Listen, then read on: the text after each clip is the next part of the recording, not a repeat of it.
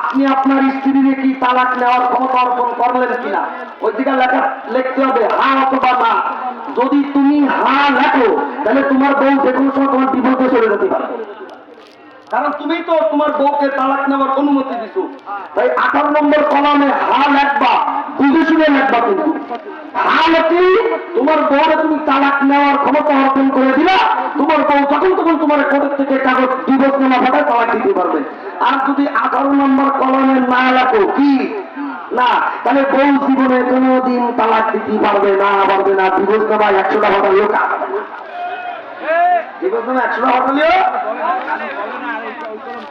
এই শোনেন, আমি এইগুলো যাচ্ছি শোনেন। কিন্তু বর্তমানের এই চাকরিগুলো এত ফাজলামি করে যে ওখানে হা লাগবে না না লাগবে তা হয় না। হাটা সুন্দর করে লিখে নিজের থেকে হা লিখে এবার তোমাদের এসে নিয়ে আসবে সই করো। আর তুমি তো দুলহা মানে নতুন বর লজ্জায় মরে যায়, কথা বলতে পারে না। এই জন্য ও আর দেখে না যে হা না না ও সঙ্গে সঙ্গে সই করে দেয়। কারণ তুমি সই করবা কি যদি আমার ইচ্ছা হা লাগবো না না লাগবো। কাজী সাহেব কি বিয়ে করতেছেন? কাজী সাহেবের বল যে ও হা লাগবে না, এটা সাবধান। গার্জিয়ান যারা আছেন আপনারাও সাবধান থাকবেন।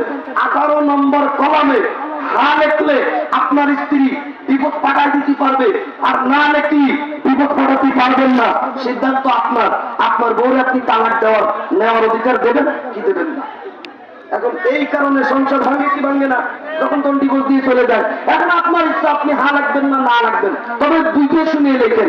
এটা হলো যারা অবিবাহিত তাদের জন্য। আর যারা বিবাহিত খবরদার মুখে তালাক শব্দ